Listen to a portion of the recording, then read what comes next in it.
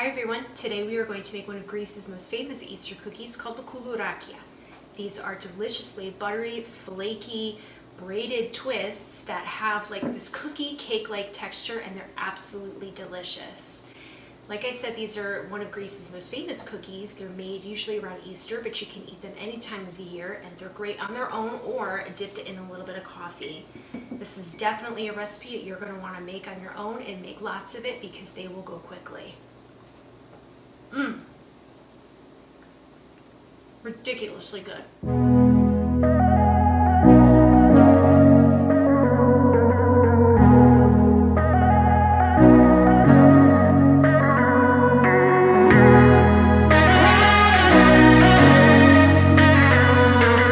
Okay, Koulourakia are actually pretty easy to make. They look a little bit intimidating because of their folding and their braiding, but they're actually really quite simple. And I'm going to show you how to make it here with just a few tricks that'll help you make the perfect Greek Koulourakia. So we're going to start with about 4 to 5 cups of flour. I always start with most of it, but not all of it. We're looking to put maybe about 4 cups of flour in it, and the reason for that is because we may not need it all. So when you're starting out with it, I like to do about 4 or 5 cups, depending on the liquid in the eggs and the butter. We might need more, we might need less. So I'm going to add in about 1 cup of sugar. This is granulated sugar. And I'm going to add in about 1.5 teaspoons of baking powder. Sounds like a lot because it is a lot, but there's a lot of butter and eggs in this, and we really need a little bit more oomph to help them stay nice and fluffy. So before I add in our wet ingredients, I'm just going to give this a quick mix.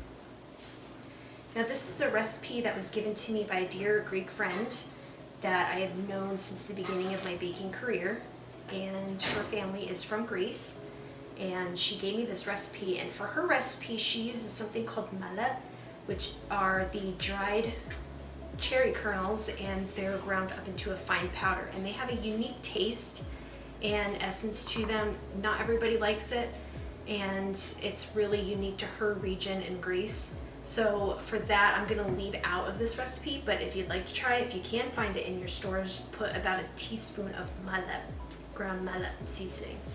So I just made a well in the center of this bowl.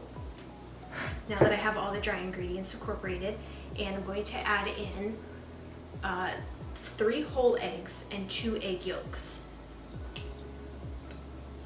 And I'm also going to add in 2 sticks of melted butter. This is set to cool a little bit, so it's not going to cook the eggs.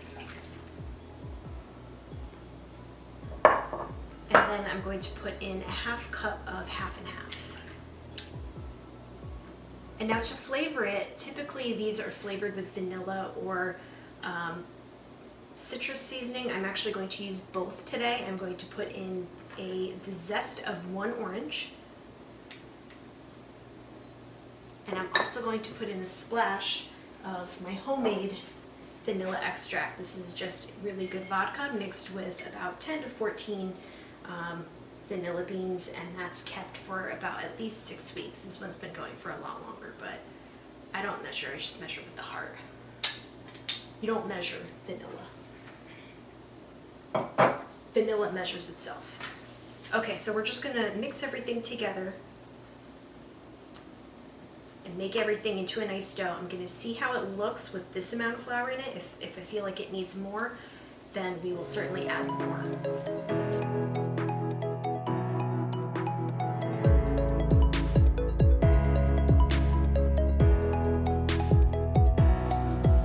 So this dough is definitely going to need some more flour. You can see that it's made a paste, but it's not a firm dough. So we're going to add in, I think it's going to need all of it, but I'm going to add in most of it.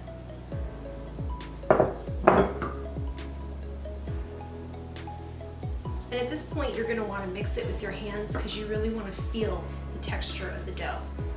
A lot of home cooks use their hands instead of weighing out measurements or things like that, because the feel of the dough will really tell what kind of cookie that you're going to come out with and whether or not you've made a mistake in the recipe. So it's really important to use your hands in baking, even though it might be a little bit more messy, it might be a little bit gross, but it's really necessary for the proper cookie.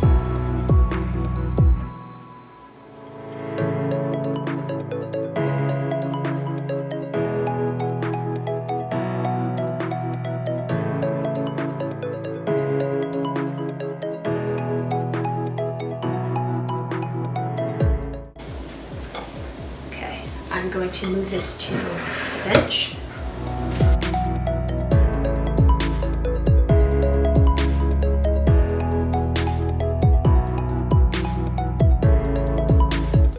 Now I'm going to bake this off as is. If you find that yours is spreading, you can certainly put it in the fridge for about an hour.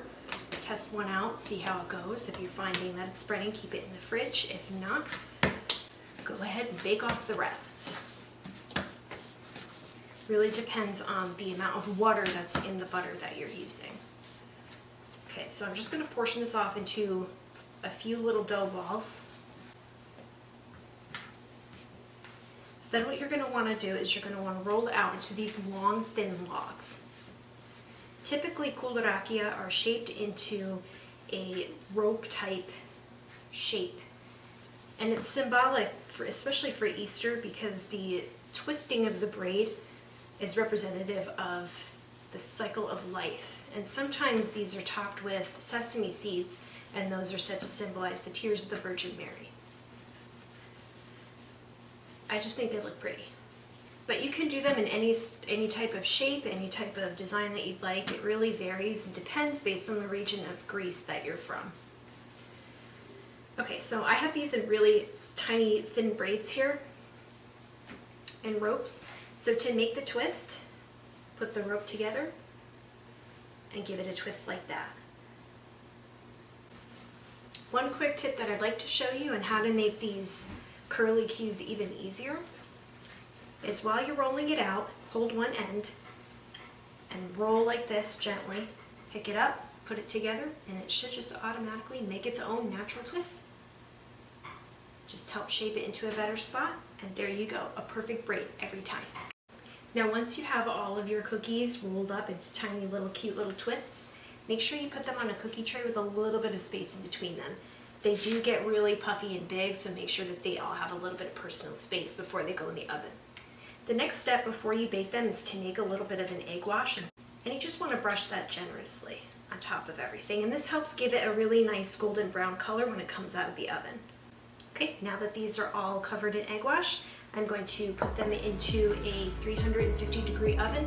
We're going to keep them in there for about 20 to 25 minutes until the tops are nice and golden brown.